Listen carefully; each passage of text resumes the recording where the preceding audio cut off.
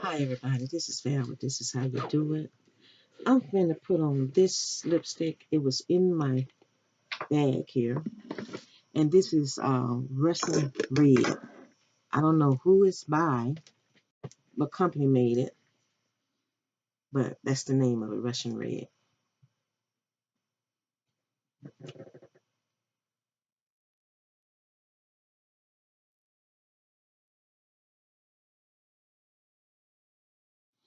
Mm-hmm.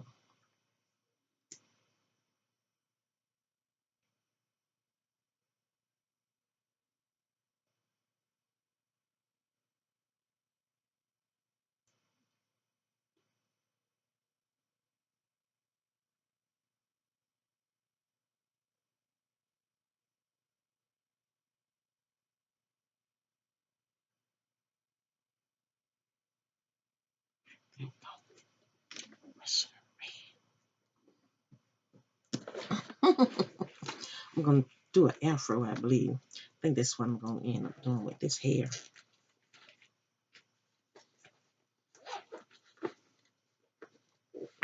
My curly fro. Okay.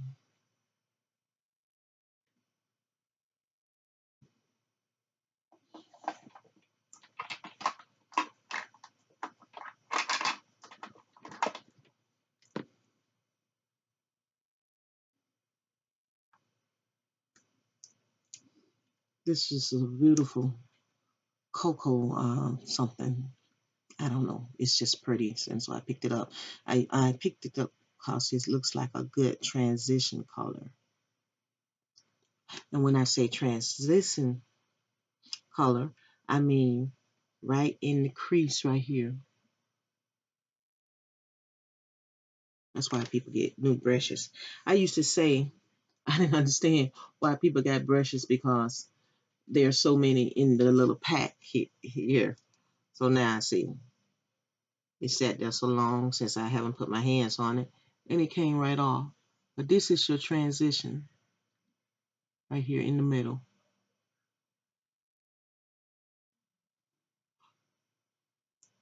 From your eyelid to your eyebrow. So I said, this is a pretty one. There. That's it. That's the only place you put that.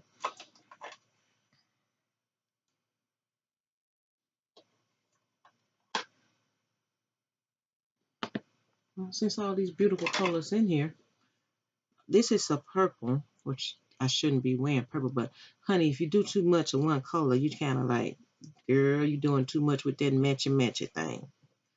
Yes, you are. This right here got some shimmer in it too, but it's more of a, not brown, but got a little purple in it. Let me wipe this off, brush off a little bit. And go over here and try to dig up some of this purple and brown mixed together and put it on the eyeball right there. See? Put that on the eyeball.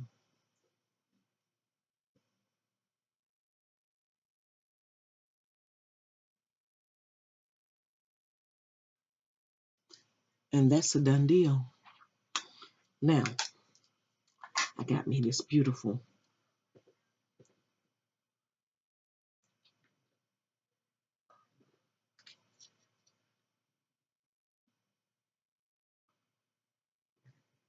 eyebrows. Go up in there.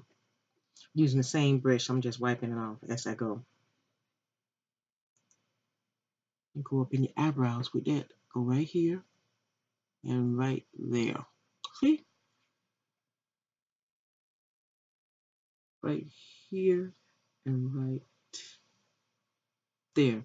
Simple as day, and I don't have any prime or anything like that. Now, what I'm going to do is get my blending brush and blend all this stuff together. First, I'm going to blend down my transition color.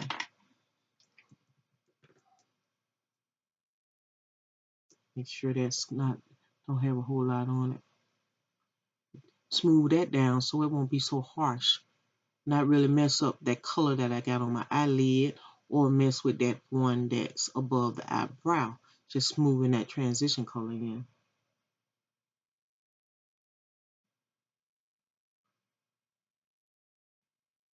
See, nothing really to it.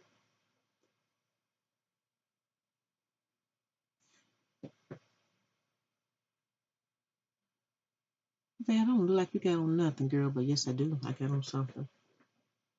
I can see it. Yes. I got to redo my tooth. The thing popped out this morning when I brushed my teeth. It just popped out, so I got some soaking in some water right here. Um,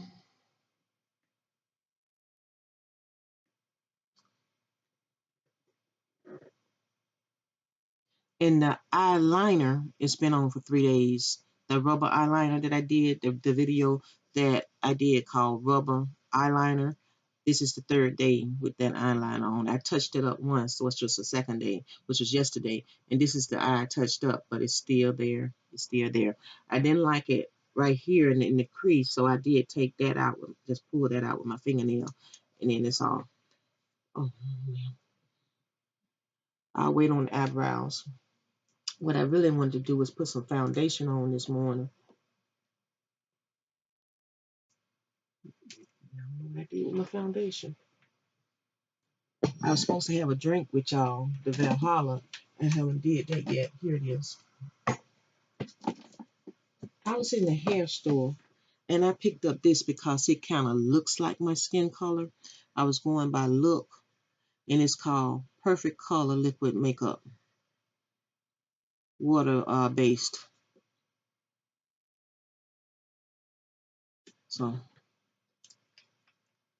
and what you do is you get you a small amount and test the situation. This is not a water sponge. This is just a plain old sponge. I got a sponge. Let me see if it's in there. Because I needed one. Yeah, here it is. Here it is. I haven't even used it yet. Let me try this sponge out. See, that kind of look like my skin color, don't it? It look like I picked a good one. But you say, well, there, what shade is that?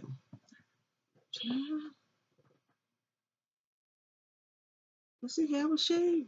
Don't have nothing on the top. Let me get a little bit first. Then close it up.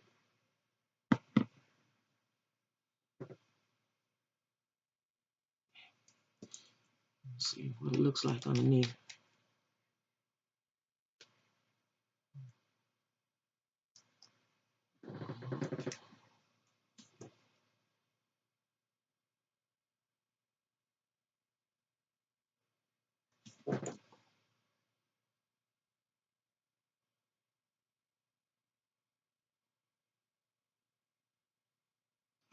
In case you want to try it. I got it from the hair store, what I call the hair store, something like a Beauty and Beyond or something like that. But I don't think it was a Beauty and Beyond. It could have been. I think it probably was for Beauty and Beyond. I like those stores. It depends on how the people inside treats me, or treat not just me, treat others. I went into one of these stores, and there was a guy in there that had bought a shirt. Now, he gave the shirt to the guy at the cashier, which was very pleasant, took the shirt. He exchanged it, and it hadn't been out the package. It was just a shirt. It was still wrapped real nice, folded real nicely. And he gave it to the guy at the register, and the guy let him get another shirt. Well, one of the other employees, like he was the boss, saw that. He came over there fussing in their language, and you can hear it. You knew what was being said. It's something when you don't really speak the language, but then you can hear it and you actually know what's actually being said. I don't understand that, but I understand that. You get what I'm saying? And he was carrying on so, and then he looked at the shirt, seeing was it open or something like that, as if they didn't have an exchange policy. You can go to those stores, and when you buy something, they don't give you no money back, but they will let you exchange it. You know, and I was sitting there, I was like in line paying for my stuff, and then another lady walked up. He walked off. He was fussing, going down the aisle, still fussing about that shirt. Okay, he was cussing too at the guy that took the shirt back. And the guy told him what had happened when about the shirt, and he just looked at it, throwed it down, and picked it up and throwed it down, and was fussing at the other guy. And I was standing there, I ain't say nothing. And then a lady behind me, some was real bold, child. She walked up and she said, "I can't believe this. He fussing because the man brought back a damn shirt. I mean, he just returned a shirt." And then I said, "Yeah," I said, "We all understood that."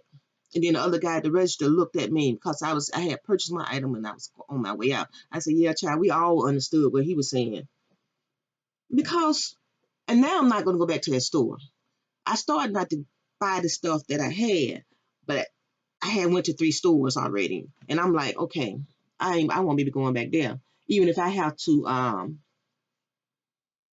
keep looking for what I want, because other stores do have it. It's just that I want to wipe on my eyeshadow. I had already been to a couple of stores that day. I was tired. I was ready to go home. And I just wasn't ready to try to go somewhere else. Just lazy, I guess. And then I said, shoot. I was thinking like that. We go to that store all the time. And the only people really support those stores, those hair stores, are black people. Their business is predicated on us going in there, buying hair, buying makeup, buying eye stuff, buying nails, buying hair products. And I'm like, where are the black owned hair stores, beauty supply places? We can't get along and get a place like that off the top. Just come in the city and all of a sudden we got a hair store pop up. That's the problem right there. There are no black owned hair stores, and we buy most of the products, and they go to our neighborhoods and sell their stuff and treat us like dirt. I would not be going back to that store again. And it's in the heart of the black neighborhood where people sell CDs and stuff like that on the outside.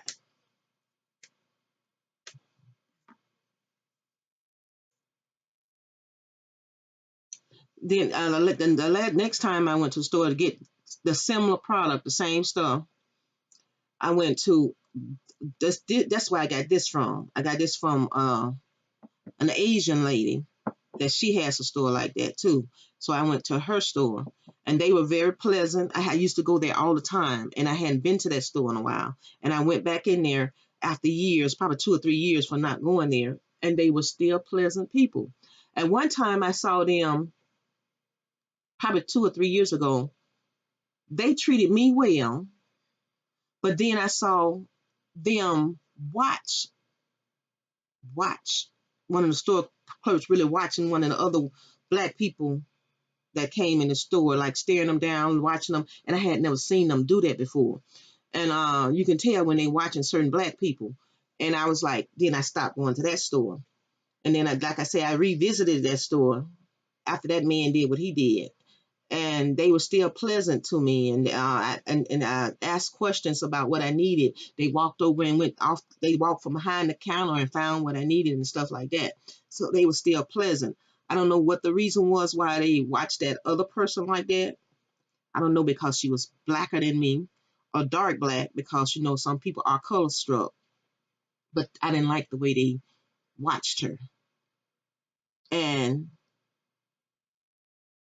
we buy hair all the time. We buy braided hair. We buy tracks. We buy um, um, lace front wigs, hundreds of dollars, and we don't deserve to be treated any kind of way. You feel me? Now, I have bought lace front wigs probably twice, and I used to go in that store, spend $60, $80 on a wig. Most time it was like $89 every time I went in the store. And I bought them all the time because I like to change up. I like my hair to look fresh. And I ain't want nobody to know that I was wearing wigs. It always looked fresh and did like I went to the salon. Okay. Then sometime I would buy tracks and put tracks in my hair to kind of give my whole head a rest. That's what I call giving my head a rest by putting tracks in it. And then I would get my hair braided with that same type of hair. So, and it would be long, like them doo-doo braids like Janet Jackson.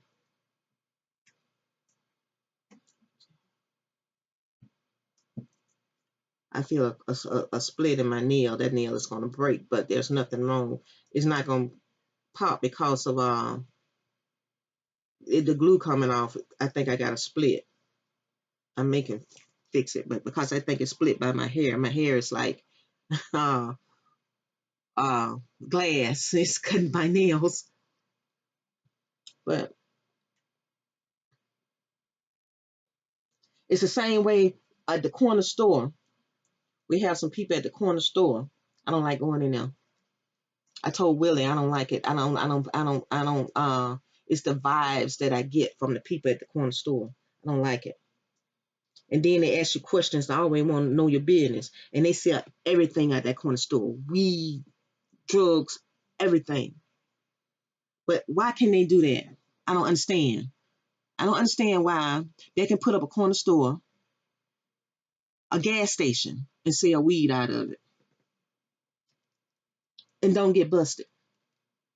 They sell um, woofles and things like that, and bongs and stuff like that, which is drug paraphernalia, but they don't get shut down. I don't understand that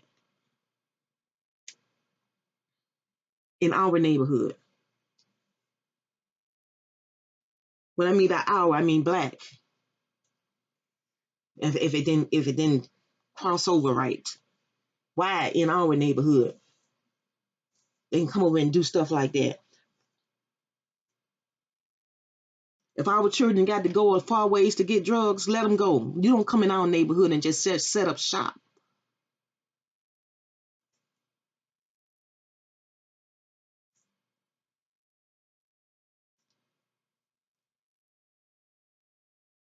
I think the sheriff has been told about him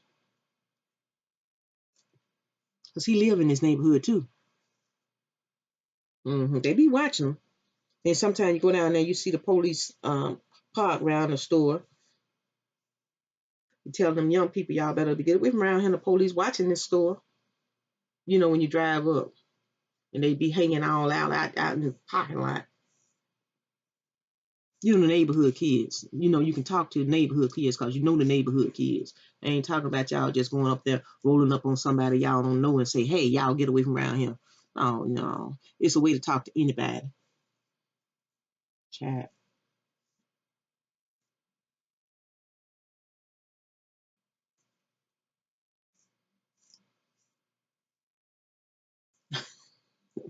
I don't even know how I got on that subject with chat.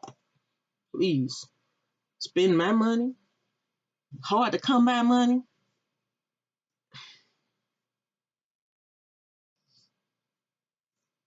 And be treated in any kind of way. It ain't got to be me. It's me witnessing it. Back in this hellhole no more. Then you got to stop over shit, and then they got bars all right. Then you got a little door walk in, and they got the doggone alarms will go off if you got anything all around you. Like it's tight security. If you that damn mistrusting, don't move out here. Take your store somewhere else take your store on the east side of town, and then you got to worry about all that security. If you believe that.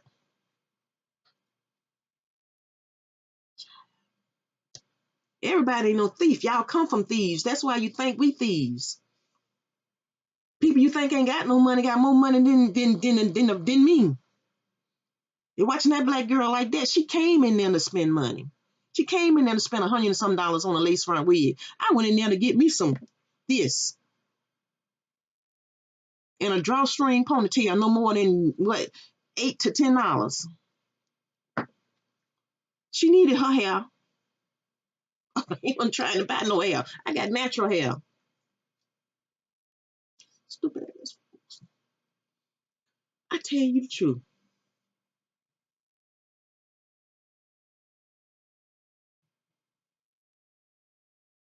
And I'm so glad I learned how to get my hair natural. I don't know what to do. I ain't got to go in these places. I will buy some foundation from Walmart. Got bet that. Just can't get no drawstring ponytail out of there when I don't want to do my hair. No natural wavy curly drawstring ponytail. Like what I'm talking about, y'all. Yeah, I had to get me one of them, honey. Yeah, got one with that 1B30. Still trying to have color in my hair without putting color in my hair. And it's the length of my hair and not make me look like I got a wig on. What you say? Man, what you doing, girl? Trying to make that afro, honey. I don't think it's gonna stand up where that part at because let's see.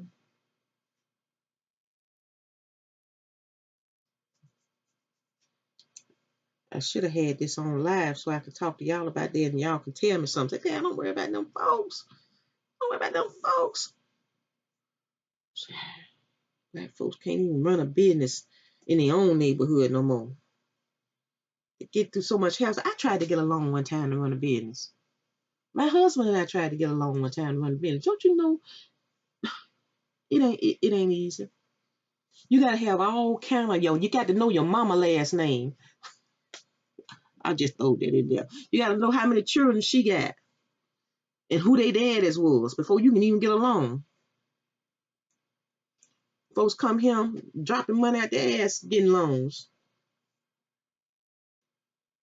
And I ain't talking about that shit Trump talking about. I'm just talking about natural. I've been seeing it all my life. We can't get no store, but people come from nowhere and get a store. They can't even speak the language. And then when they hire people, if they hire in their own, the only reason they get a black person in there because they don't understand the hair. So they'll put one of us over there with the hair, so they can sell all them weaves, that tracks, the lace front, and all of that kind of stuff, the ponytails, the crochet braids, and all of that. They don't know what that is, and people and we get frustrated trying to tell them what we want, and they standing behind the counter and they don't get it. So they have to hire one of us that know about hair.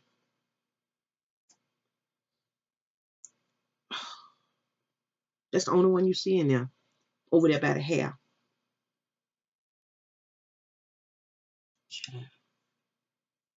Because that's the person I go directly to when I see one. But these folks don't know what the hell they doing or what you talking about. But they got a stove. They know it's money in black hair.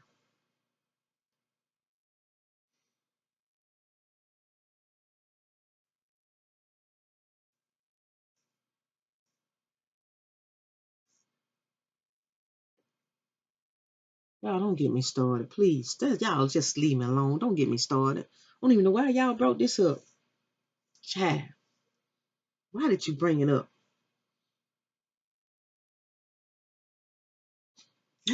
And this is Val. This is how you do it. I am going to get off this thing. I'm going to fix my tooth, honey, and work it like this. What y'all think? Y'all think, say, Val, put that shit back in a ponytail, slick it down, and go on by your business, because I don't know what you think you doing. Where you think you going like that, for one thing? Girl, I got on a long old dress. It's supposed to be a sundress.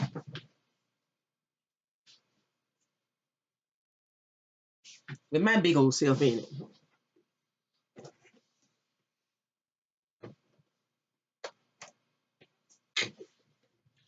Give you a little pose. And this is Val with This Is How You Do It. I talk to you beautiful people in the next video. I do not like that gap, honey. I gotta do something about that. One of my subscribers from St. Louis said if I was in St. Louis, she would fix mine too. Honey, I appreciate it. She's a dental assistant. I wish I had a dental assistant in Alabama that say, Val, if you was come on over to my place, I'll fix your tooth. And I'd be like, be there in the morning. What time? Bye, y'all.